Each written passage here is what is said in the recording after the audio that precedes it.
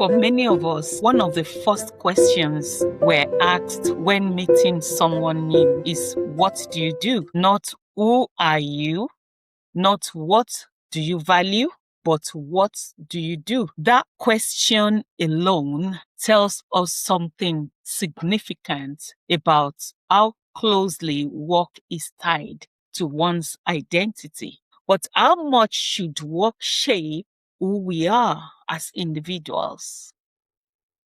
When does it support our sense of purpose, and when does it quietly begins to define us in an unhealthy way? Welcome to Wisdom for Work.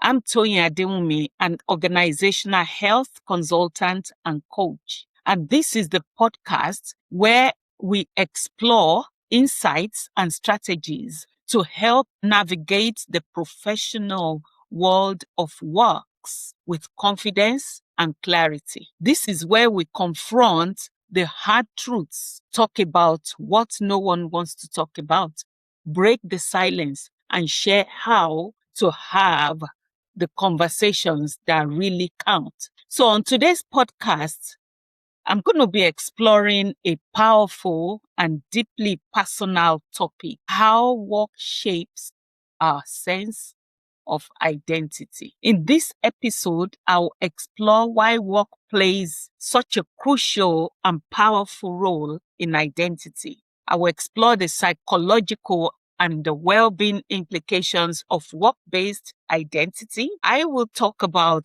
what happens when work is lost or changes, and how to build a healthier and more robust or balanced sense of self. Let me start by explaining why work becomes part of our identity. You see, work shapes identity for so many reasons. It can be due to social aspects of work, the psychological, or even the practical aspects of work. First, work provides structure for every worker. Work has the power to shape our routines, our relationships, how we spend most of our waking hours. Remember, an average worker spends 1/3 of their waking life at work. Over time, what we repeatedly do begins to influence how we see ourselves. Now, secondly, work provides status and social meaning for us. In fact, society often assigns value based on occupation. Certain roles carry prestige, others invisibility. And I'm not going to begin to mention, but if you look around you, look in the culture where you're based and see how certain roles are perceived in our society, and try to compare them. Consciously or unconsciously, we absorb these messages. Now, work meets fundamental psychological needs that cannot be denied. Things like the need to be useful, the need to contribute, the need to belong, and the need to be competent. Meaningful work is associated with better mental health, higher self-esteem, and stronger cognitive engagement. But this same mechanism becomes risky when identity is over-invested in work. I want you to reflect on a question. If someone took away your job title tomorrow, God forbid, how much of you would remain unchanged? It's a question that you need to reflect on and answer by yourself in a honest way. Having explained why work becomes part of our identity, now I want to explore when work supports a healthy sense of self. Work can be a positive force in identity.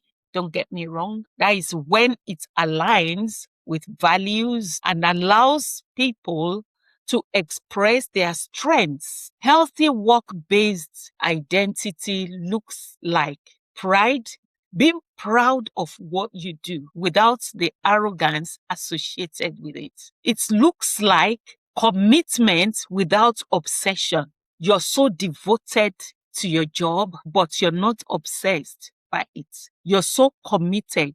You cross your T's, you dot your I's, you do your due diligence in your role, but you're not obsessed with it. You don't carry it home with you. It also looks like purpose without dependency. It's like finding purpose without you being overly dependent on it. In occupational health and well-being research, people who experience autonomy, mastery, and meaning at work tend to report stronger psychological resilience. So it's a good thing to actually have a good job that you can be proud of, where you can see yourself as fulfilling purpose and at the same time being able to commit time and be dedicated to it. So studies show us that those type of jobs, or when we experience job in those ways, it can actually benefit our psychological well-being. For instance, a nurse who sees their role as caring and they are so dedicated to it, to ensuring that they care for their patients. They don't just see their role as a task completion or seeing it as a routine or as a tick box exercise. They see the purpose in the work that they're carrying out, looking after somebody and nurturing, caring for them for the purpose of bringing them back to their healthy self. It can also be like a tradesperson who identifies as a problem solver and builder. You're not there to just mark the role for the day. You're there to solve a problem, a meaningful problem. A few weeks ago, one of our boilers packed up and we had to source a tradesperson to actually fix it for us. And it's actually quite intriguing how involved the tradespeople were in ensuring that things were done in order and, perfectly well. They were committed to doing the work. They turn up very early in the morning and they never leave until evening time, ensuring that things are done decently and in order. So in these cases, work enhances identity, but it does not replace it. Work should be an expression of who we are as workers, not the sole definition of who we are. Now, I want us to consider when work identity becomes harmful. When does work identity become harmful? In such instances, problems start arising when work becomes the primary or the only source of identity. There's nothing else. If there's no work, then you are nothing. That is problematic. And this often shows up as overworking to maintain self-worth, difficulty with switching off work. You're waking up in the middle of the night and you're thinking about work, how you're going to do your work in the morning. You're at a party. It's about work. You're thinking about work. It can also show up as anxiety about performance or relevance. You're waking up at 12 midnight or 2 a.m. to remind yourself, or maybe you suddenly remember something that you think you did not do. Oh, did I send that report? Oh, I forgot to send the report. And then you kept ruminating over and over this issue in the middle of the night when you're meant to be sleeping and recuperating and getting your body cells restored. It can also show up as fear of rest or stillness. You must not catch yourself relaxing, resting, or being still, watching your favorite program. You begin to whip yourself up that you're not doing enough. After completing your 9 to 5, you take the rest of the work, you bring it home, and you continue with it. And in this day and age where many actually work from home, you don't have any boundaries in terms of, when work starts and when work finishes. And your family keeps asking you, so when is work finishing? And nobody is getting any reply. You're there from like 6 a.m. in the morning, and 12 midnight, you're still there. Something is totally wrong. Something is not right. From an occupational health perspective, over identification with work increases the risk of burnout, depression, and identity crisis following illness, redundancy, or retirement. Consider what happens when somebody says, I am nothing without my job. Would you think that this person must really love their job, or this person is so committed to their job? Or when somebody says, if I stop working, I don't know who I'll be. What do you think of those type of statements? In my own opinion, these are not motivation statements. They are warning signs that something is wrong somewhere. Again, I want you to reflect on your work life, because I know as workers, many of us do not have the time to even reflect on what we do for a living and how we do it. We just get on and go. We just keep on going, no stopping. We're not thinking about it, about how we do our work, how the work is impacting on our being. So I want you to take some time out to just reflect on a question. Do you work to live, or do you live to protect your work identity? I mean, I'm going to ask you to consider this question honestly. And if you find yourself that you feel like you're working to live, then you need to summon yourself to a personal meeting and begin to reshuffle things. Now, I want us to look at what happens when work is lost or changes. We have talked about why work becomes part of our identity. We've explored when work supports a healthy sense of self, or how work can support a healthy sense of self. We've also just explored how work identity can become harmful. Now, I want us to look at what happens when work is lost or changes. Research has a lot to say about this. Things like job loss, career change, illness, or retirement often trigger identity disruption. Occupational health research shows that loss of role can lead to reduced self-esteem, social isolation, anxiety and low mood, loss of routine and purpose. This is why sudden retirement or forced exit from work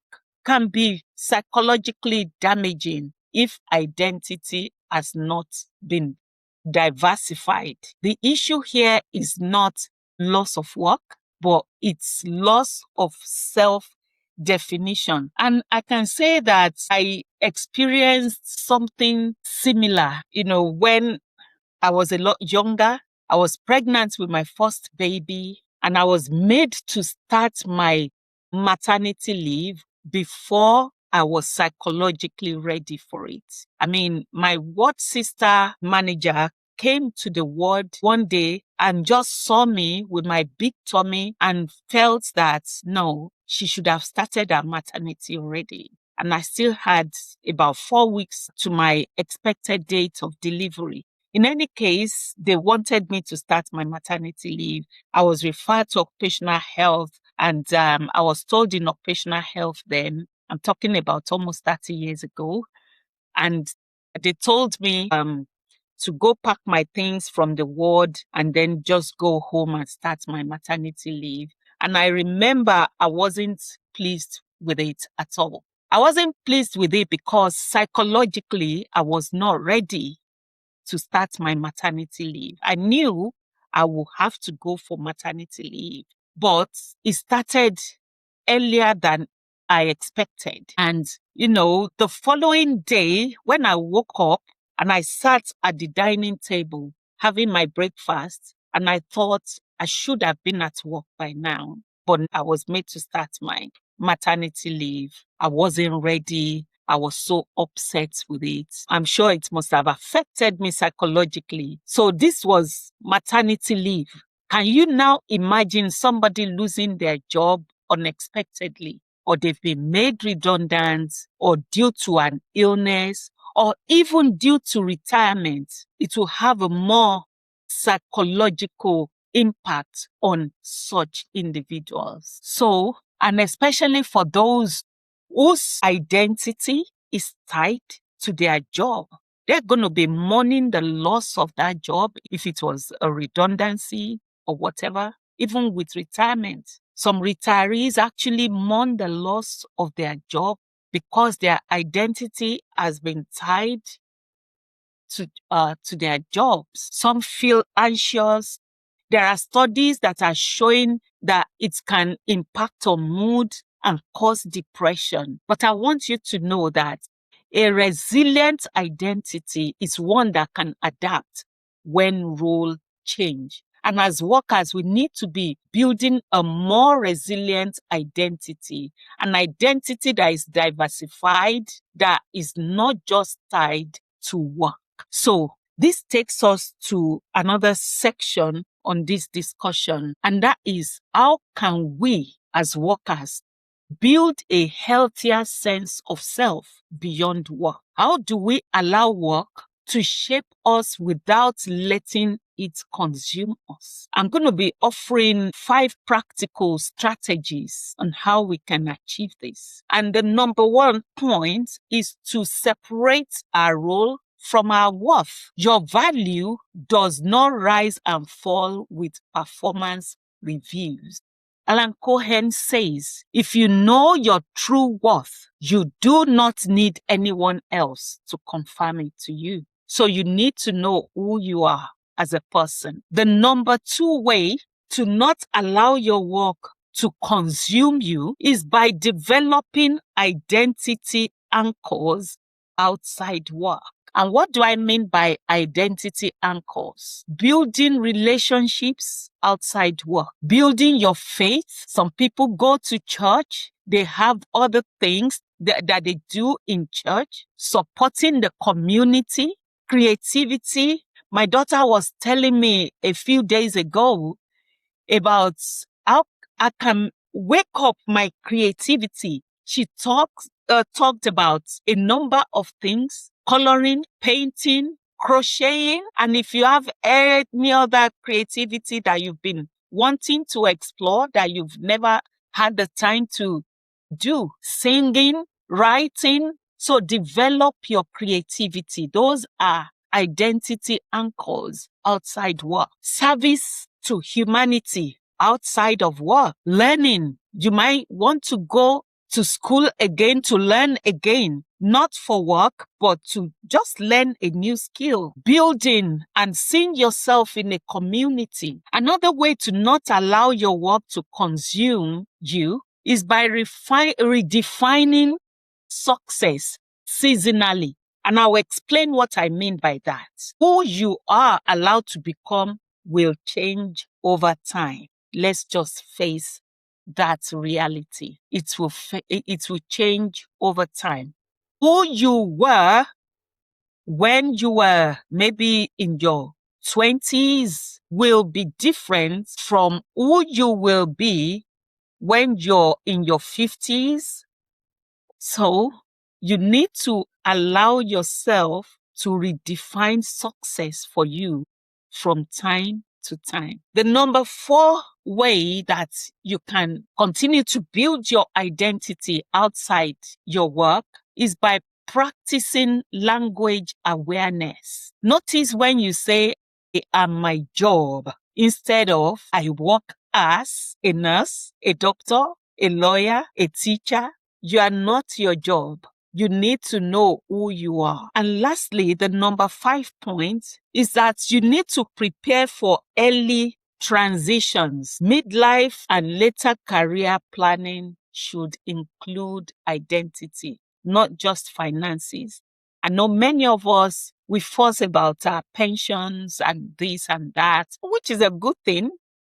There's nothing wrong with that. But we think so much about finances and we forget about our identity. Who are you going to be when you finally retire?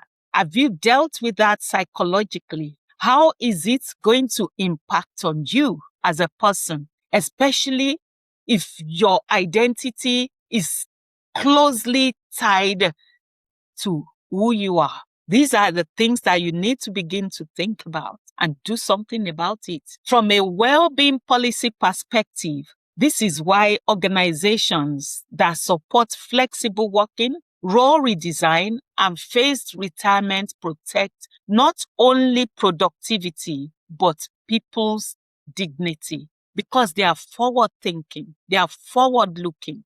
They're thinking about their workers when they get to that age of retirement, how it's going to impact on them psychologically. So the wisdom for work in today's session is that work will always shape us. We cannot get away from that. And we need to face that reality. Work will always shape us, but it should shape us in ways that strengthen, not shrink who we are. You are more than your job. You are more than what you currently do in your role at work. So you need to allow yourself to explore who you are. Your job is something you do, while your work is how you contribute, but your identity is larger than both. I say it again. Your identity is larger than your job and your work. In one of my episodes in season 1, I did talk about the relationship between job and work. If you have not listened to that podcast, I will encourage you to please do so. So when work aligns with values, it can deepen purpose. When it replaces identity, it quietly erodes well-being. And that is not where you want to be. You want to be in the space where work aligns with your values and deepens your purpose.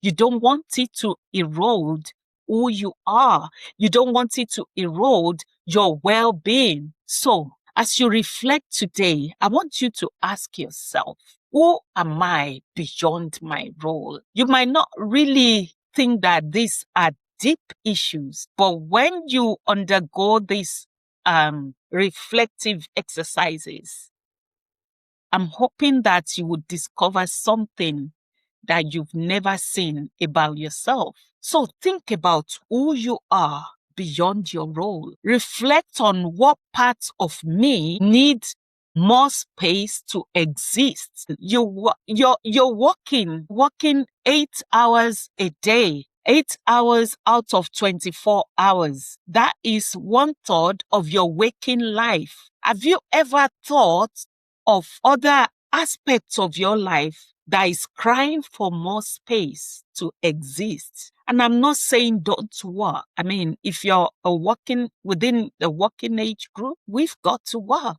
but you need to be able to do it in a more balanced way. I also want you to reflect on how work can serve your life. Ask yourself this question. How can work serve my life, not consume it? I'll be asking you to look at those 3 questions intelligently and honestly. Thank you for listening to Wisdom for Work.